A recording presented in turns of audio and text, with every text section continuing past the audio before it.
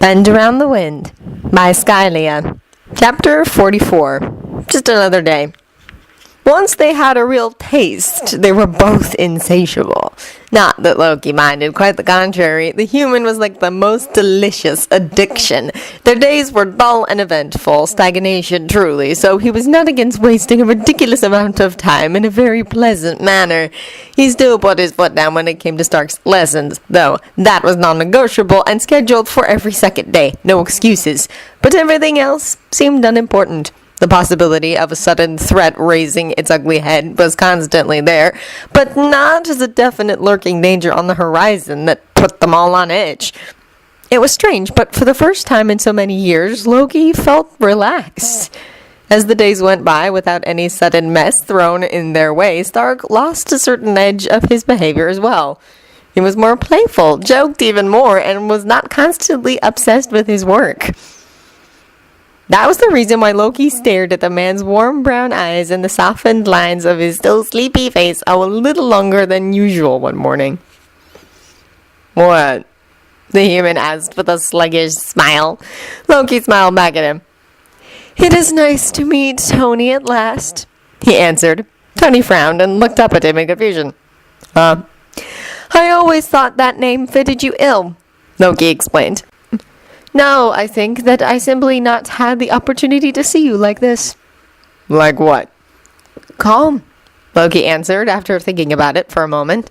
It was not the only difference from his usual behavior, but the one most easily noticeable. "More thoughtless, less worried." "I thought you liked Stark," the man asked curiously. "You said it sounded fierce." "It does, and I do," Loki told him. "But because you are fierce, dangerous, and foolishly brave." "Oh, keep going. You know I love getting my ego stroked." Stark grinned. "Well, you are none of those things right now," Loki retorted simply. "What? I'm totally fierce," he objected while he rolled onto his back. He was still naked, with only the sheets wrapped around his legs. Bite marks decorated his neck and shoulders he needed to shave, and his hair was also standing up in every which way. Loki did not dignify the statement with an answer, just looked at him wriggling around on the bed, trying to get into a more comfortable position. "Fierce. Like a kitten." "Okay, so you're saying that Tony is my bedroom name?" he asked. "You're actually going to call me Tony when we're alone?" "Sometimes, maybe," Loki answered. "But you're still going to call me Stark in front of others?" "That is who you are whenever you're on the other side of our door," Loki told him. "You have a role to fill when you put on your clothes and step outside. You're the commander of this ship, after all." "Does that mean you're also going to call me Commander?" Tony asked cheekily, grinning again. Drongo and Juyu already referred to him as such in front of others, which meant that he had to be the authority figure in any given situation that warranted the need for one. So, for the sake of the impression of a united front, he had to do the same. Besides, Loki worked significantly better when he was not in the center of attention. Stark had an air of charming confidence around him. He was charismatic and easily perceived as a leader. No wonder he was so beloved in his homeland. Loki never learnt the fine art of charming crowds and acquiring their love and respect. Sometimes their gratitude maybe, but mostly just fear and suspicion. If they would not love you, let them fear you. But what did that lead to? Betrayal, that's what. He learned that firsthand. Loki was good at pulling strings from the shadows, whispering in ears while the attention was on someone else, all the delicate and less honorable sides of politics. Some were meant to hold grand speeches before an adoring audience. Others were left with cloaks and daggers. He knew, of course, how similar this seemed to the way things used to be with Thor, but he also knew that this was fundamentally different. Stark was smart, appreciative. He knew that one could not exist without the other. He did not look at necessary scheming and manipulation as disgraceful acts only worthy of shame and ridicule. He did not look down on skills other than his own, and he did not take things for granted. "If we are amongst enemies," Loki said finally, "I certainly will." Tony stared at him for a moment before he spoke again. "I'm kind of ridiculously turned on by that right now." Loki laughed, not surprised at all, and let himself be dragged back into bed. "Fun morning?" Do you ask the second they stepped inside the kitchen for a late breakfast? Loki ignored the question in favor of getting some food. Aren't you supposed to, not want to know about that? Stark asked her. Juyu shrugged. Natural curiosity. And it's not my fault you two are ridiculously loud. Loki snorted, but did not say a thing. He was not one for embarrassment, although Stark seemed to be a little bit disturbed by the words. Aren't you supposed to be shy about this or whatever? When was I ever shy, Stark? She had a point there. She may have been wary and uncertain at the beginning, but that was certainly not out of shyness, only reasonable cautiousness. Fair enough. Stark shrugged. I just don't want to be responsible for soiling your innocence or something. Juyu scoffed. My innocence? I can shoot people in the face and you're not worried, but I can't know about sex? Oh, touche. Tony chuckled. You're on fire this morning, Jew. With that, he finally went to get himself some food, too, while Loki sat down by the table. Stark joined them a moment later. He made a face after the first bite, like he was not already used to their tasteless, eutrophic menu. So I've been meaning to talk to you. Stark spoke up again, looking at Juyu. She just looked back, waiting for him to continue. It's been a long time ago, but back when we first made our deal, we only talked about taking you and me out of the Andromeda. We don't have anything else to offer. Juyu interrupted. Stark fell silent and Loki glanced up. It was not easy to notice since her skin was a lighter green than her sister's, but she visibly paled in the past moments. What? Stark asked in return with a frown. I know you didn't agree to anything more, but we've been useful. Be more than me, I know, but still. Her hands were clenched tightly into fists where they rested on the table, and it looked like Stark finally understood what she was saying. Oh, we're not kicking you out, he said. Why would you think that? Why bring it up now? The girl asked in return, frowning deeply. She then turned to scowl at Loki, too. Juyu, I mean it. We don't want to kick you out, Stark reassured her. He does, Juyu stated. Excuse me? Loki raised an eyebrow. You only ever think about usefulness, so I know you think me dead weight, the girl told him. B, you find useful because she can fight, but I can't do the things she can, now can I? Maybe the things I do on the ship are not that important, but I've been trying.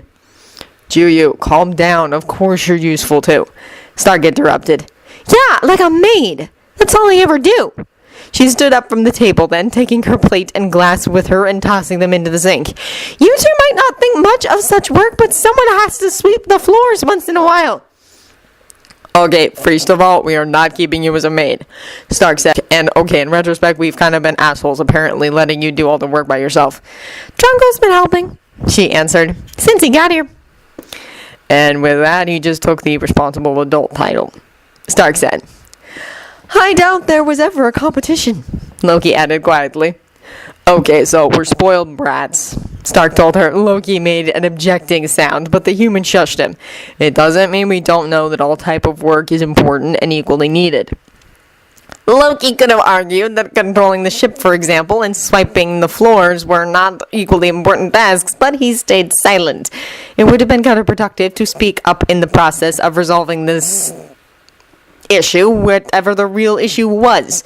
He was absolutely certain that the girl was not actually worried about getting sent away from the Iron Mage. Is this about the attack then? She asked. Her back was still turned to them as she scrubbed her plate clean.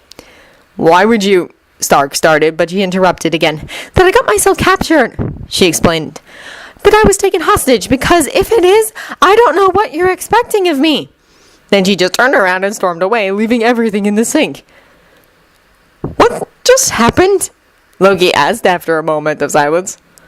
I have absolutely no idea, Stark answered. You want to go after her? He asked then. From the glares she's been sending me, I doubt she will be pleased to see me again, Loki told him. Stark sighed and stuffed the rest of his food in his mouth before standing up. Wash your plates when you're done, he said on his way out. Are you serious? Loki asked incredulously. Yes, I'm dead serious, Stark told him. We're grown men. A teenage girl should not have to clean up after us all the time. And then he was gone. Loki finished his breakfast at a slightly slower pace, then grabbed their plates to take them to the sink. He knew he was scowling. So he was a little too old to make a problem out of such a small task. He still didn't have to like it, though. This is so demeaning, he grumbled under his nose as he rolled up his sleeves, not wanting to get his clothes wet. At least nobody was there to witness it. He was not concerned, not at all. It was simple and completely understandable curiosity. There was also nothing wrong with wanting to know if peace had been reestablished or not, for purely strategic reasons. Discord among them would be a significant disadvantage in an emergency situation. One crack in the foundation could lead to a horrible chain of events. Cause, effect, consequences. All three had to be kept in mind. He saw the effect and was aware of the possible consequences, so now he needed to know the cause to smooth over this little problem, whatever it was. Suddenly he felt like he was back in the court again and keeping an ear open for all things happening. It was not ideal to be thinking about that though, so he pushed away the memories. There weren't many places to be with most of the ship in lockdown, so it did not take long for him to find Stark, and Juyu was sitting on the floor in a closed-off corridor.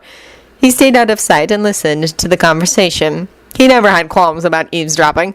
Information was too valuable to be worried about such trivialities. I really suck at this, you know, Stark was telling her. Saying the right thing's really not my area of expertise. It is not that I mind, Stark, Juyu replied. I want to be useful, but I know I'm not. Not the way Bee is. She's strong and a very good fighter. I can't do that. As far as I can remember, I've never done anything else but clean and look after animals and any other work that needed to be done. I never had to fight. I've never even had a gun in my hand before you gave me one. You weren't so bad, considering, Stark said. I'm a horrible shot, Juyu replied. It wouldn't matter if I could do anything else, but I'm not even smart like Drongo is or like you and Loki are. Oh, come on, no, Stark objected. You learned how to fly the Drake pretty quickly and how to use the cannons, too. I'm not saying I'm stupid. I'm just not that smart, either, Juyu replied. I can't even read or write well. Bee taught me before, but then she couldn't anymore. I never learned anything that could be useful here, so I don't know what he's expecting of me. Loki felt his brows furrow while Stark sighed before answering. Okay, so I can help you with the gun thing. You need to be able to better protect yourself, so as soon as we have the cargo back, we can practice. No big deal. You definitely need that. You were pretty good for someone who never used guns before. You can only get better. They should have thought about this sooner, but she seemed adept enough, and Loki disliked guns, so we never really thought much about them. Also, Stark continued, just because you're not a certified genius and you don't have many years of studying behind you like I do or Loki does, it doesn't mean you're not smart. We're just different. Loki and I were born in good places, right on the very top. We were given things others just dream about. You were born into a hard life, had to learn things on your own, and with very little help. But listen to me. You are so incredibly young, you have a whole life ahead of you to learn everything you want to. Do you have any idea how old Loki is? How many years it took to have all that incredible knowledge stuffed in his finely shaped skull? There was a little pause, probably for dramatic effect. Over 1,000 years, Juyu. That's over 900 years, even with a scroll calendar. Believe me, it's pretty hard to feel smart next to him for everyone. I don't care that he's smarter, Juyu answered, and Loki could hear the hostility in her voice. Probably Stark could as well, and that was why he remained silent for a few moments. I didn't think you disliked Loki this much, he said with a fairly neutral tone. I don't dislike him, the girl answered. He just makes me feel small and stupid, worthless. Loki leaned to the wall he was standing next to, his frown still firmly on his face. Jew, I told you before. He's kind of an asshole, not always, but often. But that's not going to change, and it's not personal. It's just how he is. No, he is not! Jew argued vehemently. He's kind to Bee. He is, and I'm happy about that because she deserves it. But he's looking at me like I'm just the annoying extension of her, like he has to put up with my existence for the sake of staying on Bee's good side. I already know I have little worth on my own. I don't need him to remind me of it. The silence this time was a lot longer and heavier. The words were rushing around in Loki's head, made him think about the past year. He could have Bee on his side in a fight, but not Juyu, obviously. She was untrained, that much was clear from the start. It made her a liability in battle. It was better to give her other tasks instead of direct combat. Loki preferred melee and hand-to-hand fight, and so did Bee. It was only logical to keep her close. But why did that matter to her? Why would she even care? Everyone had their roles to play, and they did not have time to nurture a child's... Oh. A child's need for approval. Oh, he might as well gouge one of his eyes out to make his visage more fitting. He did not listen to what Stark said in answer to her. He left. There were preparations to be made. It was for the sake of peace on the ship. He knew the cause, he knew the effect, and he knew the possible consequences. He had a fairly good guess at a possible solution. Well, at least the more practical side of it. It was unacceptable to have a crew member they could not rely on in battle. It was a risk, while it did not have to be. They were as weak as their weakest link. The girl was smart enough to realize that on her own. That is why she brought up the attack on their ship. If she'd been suitably prepared for a hostile invasion, or any other confrontation really, she would have been considerably better at protecting herself. What was he thinking? How could he allow someone on board to be so clueless about proper hand-to-hand combat? She was most definitely not a hopeless cause. This was undoubtedly a grave error from his and Stark's side. Stark and Juyu were no longer sitting in the closed-off corridor, so we headed to the girl's bedroom instead. Bee was sitting on her bed with her legs tucked under her, while Juyu was lying on the floor drawing tiny symbols on a piece of paper, practicing to write the way it looked like. "Juyu, come with me," he said as he stopped at the door. The girl looked up and frowned. "Why?" "Because I want to have words with you," Loki told her. She sighed and got up. Loki couldn't decide whether Bee's eyes were suspicious or confused, maybe a mixture of the two. At least she did not follow them. "What did Stark tell you?" Juyu asked sullenly as she started following him down the corridor. "Nothing," Loki answered honestly. "Can't you start talking then? Where are we going anyway?" Loki turned down on a corridor and headed towards one of the storage rooms they still used without a word. Juyu was still frowning when she stepped inside and eyed the room curiously, taking in the sight of the shoved-aside shelving units and boxes and the cleared-out area in the middle of the room. The cargo would have been the best place for this, but that was, of course, not available. Loki had never realized how much they were using it before they had to lug it down. "Alright, why are we in a remote storage room? Away from the others? Completely alone? Are you going to kill me?" "No, I won't kill you," Loki answered easily, turning back towards her. "Come," he gestured. "Hit me." "What?" she asked with her arms crossed. "Come and hit me," Loki repeated. "Why?" "Well, I'm fairly sure you actually want to, for one," he told her. "It's training." "You want me to hit you? For training?" "Yes, training. You have more brain than this, girl. I used simple words. Try and hit me if you can, which I doubt you will be able to do, but that is the exact reason why you need training in the first place. Now stop asking stupid questions and do what I told you." "You're right. I really want to hit you," she glared. "Of course you do. Almost everyone does," Loki said. "It's part of my charm," he added with a sharp grin. "But why? What did I just tell you about stupid questions? You need training. You are well aware of that." "Yes, but why would you want to train me?" she asked. The glare dimmed a little, and there was a hint of uncertainty noticeable on her face. He needed to teach her how to mask her emotions better as well. She was too transparent. "Because I am the best suited to do it," Loki told her. Then he continued with a slightly quieter tone. "And because I'm not my father's son," he said, even though she would not understand it. He still had to say it out loud for himself, just to say it with pride instead of shame. "So I will teach who needs to be taught." He took a breath and squared his shoulders again, adjusting his stance a little. "Now will you finally try, or should I make you angry first?" he asked. His tone was sharp again. "Believe me, I'm good at that." "Oh no, I have plenty of reasons already. I punched you before, remember?" Loki snorted. "You got lucky." She did launch into an attack then. Her enthusiasm was truly remarkable, but her execution was horrifyingly disastrous. Well, at least they had plenty of time and a lot of room for improvement.